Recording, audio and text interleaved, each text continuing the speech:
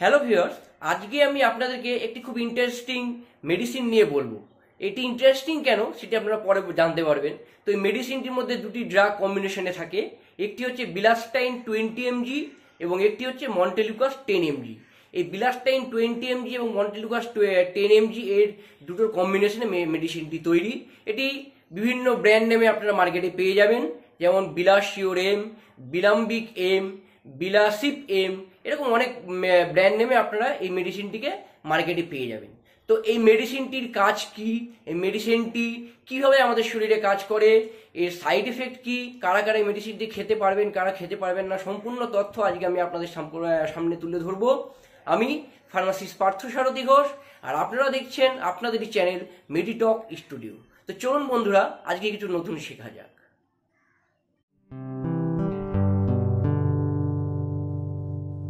বন্ধুরা, এবার জেনে নেওয়া যাক যে এই বিলাস্টাইন এবং মন্টেলুকাস এটি কিভাবে আমাদের শরীরে কাজ করে, এর মেকানিজম অফ অ্যাকশন কি। তো প্রথমে বলি বিলাস্টাইন আমাদের শরীরে কিভাবে কাজ করে। তো যখন আমাদের ঋতু পরিবর্তন হয় বা যখন বিভিন্ন কোনো ডাস্ট পার্টিকেল আমাদের শরীরে ঢোকে বা বিভিন্ন অ্যালার্জির একটা সম্ভাবনা থাকে, সেই সময় কি হয়, আমাদের শরীরে যে সেল থাকে, সেল থেকে হিস্টামিন বলে একটি কেমিক্যাল মেসেঞ্জার উৎপন্ন হয়, তৈরি হয়। এবার এই কেমিক্যাল মেসেঞ্জারে হিস্টামিনটি কি হয়, H1 বলে একটি রিসেপ্টর আছে, এই H1 রিসেপ্টরের সঙ্গে যুক্ত হয়ে আমাদের শরীরে কিন্তু অ্যালার্জির সৃষ্টি করে। তো এই ফলে এই যুক্ত হওয়ার পরে H1 রিসেপ্টরের সঙ্গে যুক্ত হওয়ার পরে আমাদের সর্দি, কাশি, হাঁচি, শ্বাসকষ্ট, চোখ দিয়ে জল পড়া, আরও বিভিন্ন রকম যে অ্যালার্জির সমস্যাগুলো সেগুলো হয়। তো মন্টেলুকা এই বিলাস্টাইনের যে কাজ সেটি হচ্ছে বিলাস্টাইন H1 ব্লকার হিসেবে কাজ করে, অ্যান্টিহিস্টামিনিক। মানে কি করে, এই হিস্টামিনটি যাতে H1 রিসেপ্টরের সঙ্গে যুক্ত হতে না পারে তার জন্য এটি কি করে, এটাকে H1 রিসেপ্টর মানে H1 রিসেপ্টরটাকে ব্লক করে দেয়, যাতে হিস্টামিনটা এই H1 রিসেপ্টরের সঙ্গে যুক্ত না হতে পারে। এবার যখন ব্লক করে দেয় তখন কিন্তু এই হিস্টামিনটা H1 রিসেপ্টরের সঙ্গে যুক্ত হতে পারে না, এবং তার ফলে আমাদের যে অ্যালার্জির সমস্যাগুলো তৈরি হয়েছিল সেগুলো কিন্তু আবার আস্তে আস্তে আস্তে ঠিক হয়ে যায় এবং আমরা এই অ্যালার্জির সমস্যা থেকে মানে পরিত্রাণ পাই। তো এটি হচ্ছে বিলাস্টাইনের কাজ।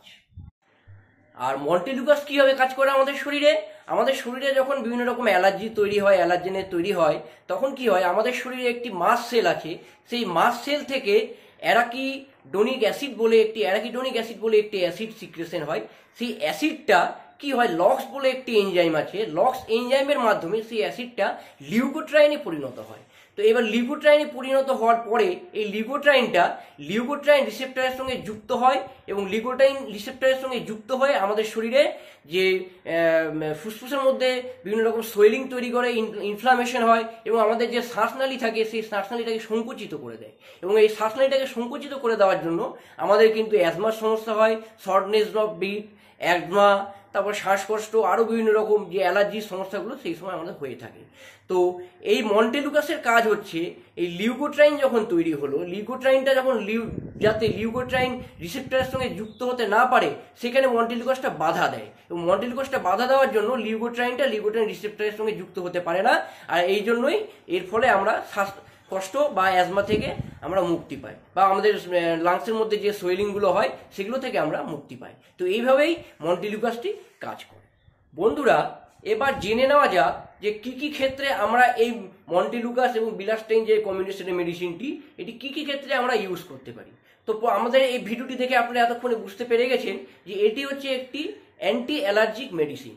তো বিভিন্ন কারণে আমাদের কিন্তু অ্যালার্জি হতে পারে, যেমন ঋতু পরিবর্তনের সময় আমাদের অনেকেরই কি হয়, সর্দি, কাশি, হাঁচি হয়, চোখ থেকে জল পড়ে, কফ সৃষ্টি হয়, বা এই সমস্যাগুলো হয়ে থাকে। তো এই সমস্যাগুলোর জন্য আমরা কিন্তু এই ওষুধটি আমরা ব্যবহার করতে পারি ডাক্তারবাবুর পরামর্শ নিয়ে। এছাড়াও আমাদের শরীরে বিভিন্ন রকম যদি অ্যালার্জি হয়, ধরুন কোনো কিছু আমাদের শরীরে কোনো পোকামাকড় বসেছে, বা আরও বিভিন্ন কারণে যে অ্যালার্জিগুলো সৃষ্টি হয়, সেই কারণে এই সৃষ্টি হওয়ার ফলে আমাদের শরীরে দেখবেন কোনো কোনো সময় চাকা চাকা দাগ হয়, অ্যালার্জি তৈরি হয়, গোটা শরীর চুলকয়। তো এইসব ক্ষেত্রেও কিন্তু এই মেডিসিনটি বেস্ট মেডিসিন, এই মেডিসিনটি কিন্তু খুব কার্যকরী একটি মেডিসিন। তো বিভিন্ন রকম অ্যালার্জির সমস্যা থেকে মুক্তি পাওয়ার জন্য আমরা এই মেডিসিনটি কিন্তু ইউজ করতে পারি। তাছাড়া আরেকটি বললাম, এই মন্টেলুকাসের যে কার্যকারিতা, যে আমাদের শরীরে যখন কাশি হয়, সর্দি কাশি হলে কি হয়, আমাদের লাংসের মধ্যে কফ প্রোডাক্টিভ কাপ কিন্তু তৈরি হয় এবং লাংসের সোয়েলিং তৈরি হয়। তো তো এর ফলে কি হয়, সোয়েলিং তৈরি হওয়ার ফলে আমাদের যে শ্বাসনালীটা সংকুচিত হয়ে যায়, তখন আমাদের কিন্তু অ্যাজমার সমস্যাগুলো হয়। তো এই সমস্যা, অ্যাজমার সমস্যা হলে, অ্যালার্জির কারণে যদি কোনো অ্যাজমার সমস্যা হয়ে থাকে, সেক্ষেত্রেও কিন্তু আমরা এই ওষুধটি ব্যবহার করতে পারি। তো এবার জেনে নেওয়া যাক যে এই ওষুধটি আমরা মানে ডোজ কীভাবে আমরা ওষুধটি খাবো।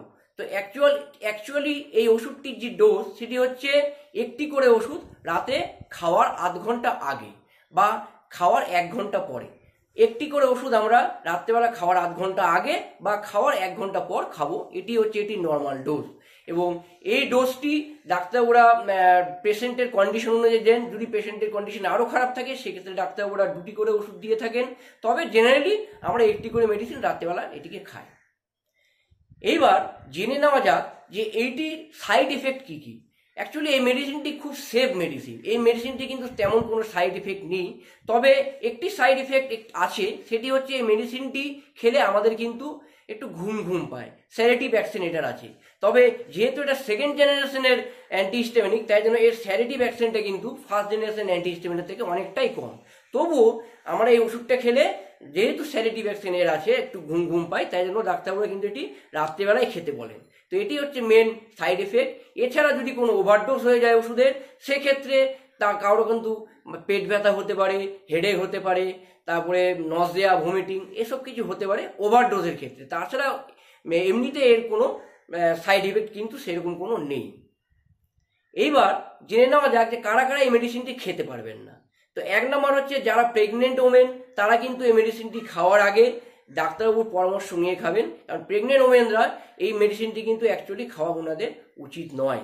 তারপরে 2 নম্বর হচ্ছে যাদের লিভারের সমস্যা আছে বা কিডনির সমস্যা আছে, তারাও কিন্তু এই মেডিসিনটি খাওয়ার আগে ডাক্তারবাবুর সঙ্গে পরামর্শ করেই খাবেন।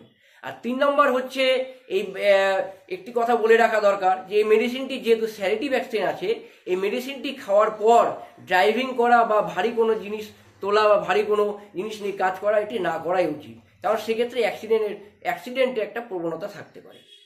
তো বন্ধুরা, আজকে এই ভিডিওতে আমি বললাম যে এই মেডিসিনটির কাজ কি, এই মেডিসিনটি কীভাবে খাওয়া উচিত। আপনাদের যদি ভিডিওটি ভালো লেগে থাকে, তাহলে অবশ্যই একটি লাইক দিয়ে দেবেন। আর যদি কোনো কিছু আপনাদের আরও জানার থাকে, তাহলে আমার এই কমেন্ট বক্সে কমেন্ট করবেন, আমি আপনাদের যথাসাধ্য উত্তর দেওয়ার চেষ্টা করব। আর নতুন যারা দর্শক আমার এই ভিডিওটি দেখলেন, তারা আমার এই চ্যানেলটিকে অবশ্যই সাবস্ক্রাইব করে দেবেন, কারণ আপনারা যদি চ্যানেলটিকে সাবস্ক্রাইব করে দেন, তাহলে পরবর্তীতে আরও যেসব নতুন নতুন ভিডিওগুলো আসবে, তার নোটিফিকেশনগুলো আপনাদের কাছে যাবে এবং আপনারা ভিডিওগুলো দেখতে পাবেন। তো বন্ধুরা, আজকে এটুকুই। নমস্কার।